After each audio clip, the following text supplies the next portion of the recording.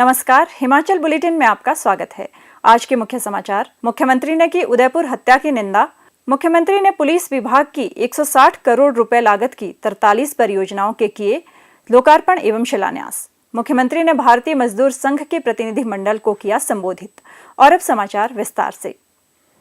मुख्यमंत्री श्री जयराम ठाकुर ने हाल ही में राजस्थान के उदयपुर में हुई हिंसक घटना की निंदा की है, जिसमें 2 लोगों ने एक युवक की हत्या कर इसका ऑनलाइन वीडियो पोस्ट किया था।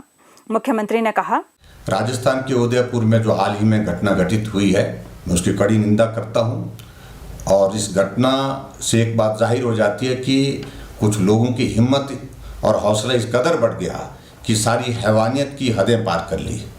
और मैं इस बात के लिए ज़रूर कहना चाहूँगा, गहलोत सरकार से आग्रह करना चाहूँगा कि दोषियों के खिलाफ जो कार्रवाई बनती है उसमें तुरंत कार्रवाई करें और सख्त कार्रवाई करें। मुख्यमंत्री श्री जयराम ठाकुर ने आज शिमला से वर्चुअल माध्यम द्वारा राज्य के विभिन्न भागों में पुलिस विभाग की लगभग 160 करोड़ रुपए लागत की 43 परियोजनाओं के लोकार्पण एवं शिलान्यास किए।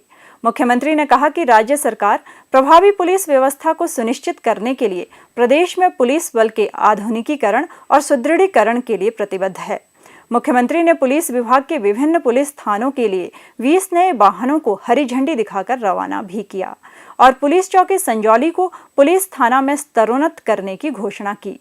मुख्यमंत्री ने कहा कि पिछले वर्ष राज्य सरकार ने पुलिस विभाग को 394 वाहन उपलब्ध करवाए थे। उन्होंने कहा कि उनके द्वारा आज हरी झंडी दिखाकर रवाना किए गए 20 अतिरिक्त वाहनों से पुलिस बल की कुशल गतिशीलता सुनिश्चित होगी। श्री जयराम ठाकुर ने कहा कि हालांकि राज्य में अपराध दर काफी कम है, फिर भी पुलिस बल राज्य के शांति और कानून व्यवस्था बनाए रखने के लिए सदैव तत्पर रहते हैं। उन्होंने कहा कि आज पुलिस बल को उपलब्ध करवाए गए वाहन नशीले पदार्थों की तस्करी और अन्य असामाजिक गतिविधियों पर रोक लगाने में सहायक सिद्ध होंगे।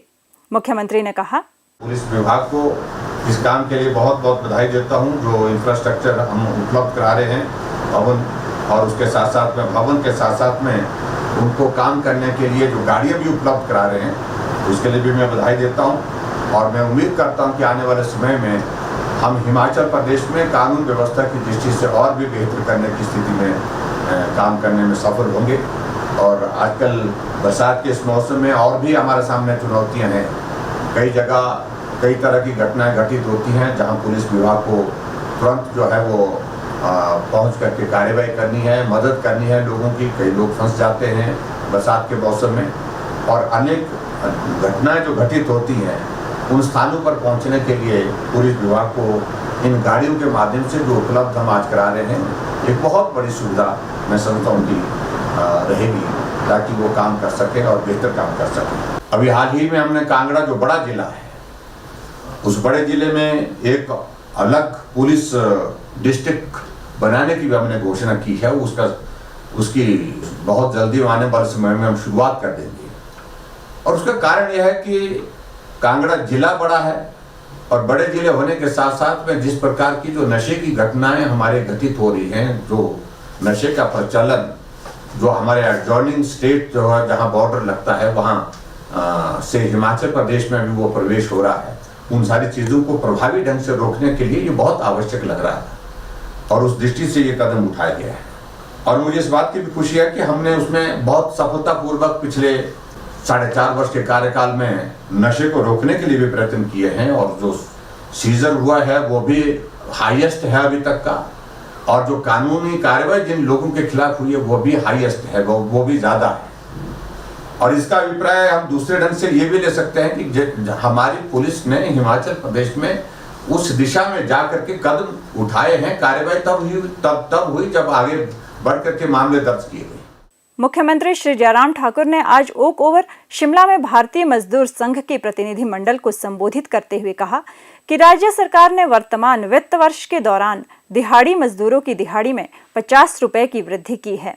मुख्यमंत्री ने कहा कि राज्य सरकार के अधिकारियों और भारतीय मजदूर संघ के प्रतिनिधियों की बैठक बुलाई जाएगी ताकि विभिन्न मुद्दों का समाधान किया जा सके। उन्होंने कहा कि संघ की सभी मांगों पर सहानुभूतिपूर्वक विचार किया जाएगा। मुख्यमंत्री ने कहा, जिन समस्याओं का समाधान निकल सकता है उनका समाधान करने के लिए प्रयत्न करें।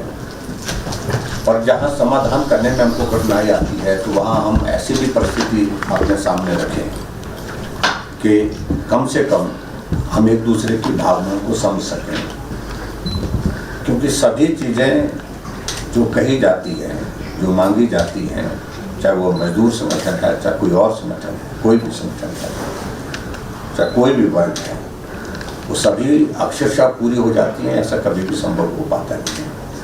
लेकिन जब आप सब लोगों के साथ चर्चा होने के बाद ये तय हुआ कि हमको आपस में बैठ करके सारे विषयों को चर्चा करनी चाहिए, चर्चा हुई और उसके बाद बजट प्रस्तुत करने से पहले वो चर्चा को एक स्वरूप दे करके, एक उसको रूप दे करके ये भी तय किया हमने कि उसका बड़ा अंश जो हमारे बजट स्पीच में भी शामिल हो जाए, बजट का हिस्सा बने।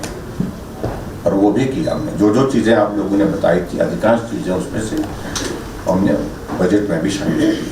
ये भी मैं कहना चाहूँगा कि जो आज से पहले हुआ है उससे और ज़्यादा बेहतर करने की भी हमने कोशिश की है। चाहे कोई भी कैटेगरी है,